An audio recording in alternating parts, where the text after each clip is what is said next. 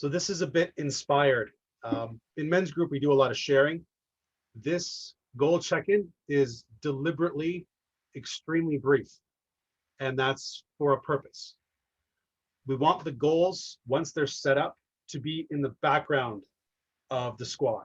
Meetings are about what we can do when we're in a meeting. We can do the processes, we can do shares, we can do all that kind of connecting. We don't need to be rehashing goals over and over and over again. So we have set time during the squad meetings to check in. And the way the check-ins happen is that your accountability partner checks in your results for the week, and you check in your accountability partner's results for the week.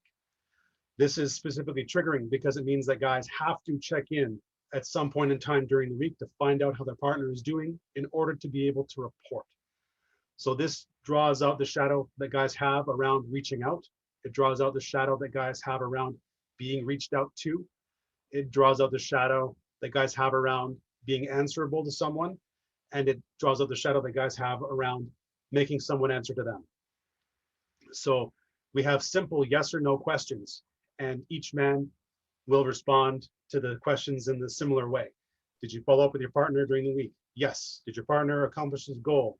Yes. Does he have any wins to celebrate? No. Does he have, is there a need for squad support? No. The only times we will dedicate more time for a man or a partnership in the meeting is if they are expressing a need for support for that man in dealing with shadow coming up from his pursuit of his goals. That's where meeting time goes towards goals once the goals have been set up. So we're not in meeting talking about our progress. Oh yeah, I got this done. It went really well. I got that promotion. Oh, I met the girl. Oh man, I built the thing. It's going really well. None of that happens in meeting. Why? Because we want to force guys to make those connections and have those conversations outside of meetings. We want to force guys through their curiosity to be more inclined to reach out to each other outside of meeting. That's the other part of why it's so deliberately brief, and we're only giving attention to specific requests for support.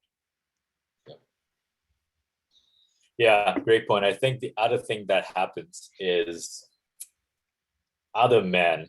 So for example, let's just say for 3 weeks in a row, let's just say one man's keep like not really completing weekly goals.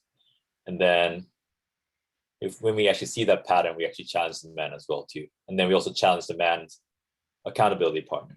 So like it's kind of creating this culture where, yes, like accountability partners, they should be given a really huge shit about each other. But at the same time, as a squad, we give a shit.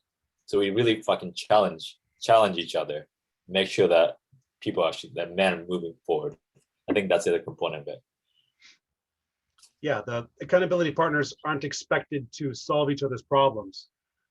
We're simply there to notice our partner is having a problem that we can't resolve and bring it to the squad. We're there to call out our partner's need for support, because often I'm less inclined to rat out my own weaknesses, but Kohei will spot where I'm weak and where I'm hurting and where I need help, and make sure I get that help I need.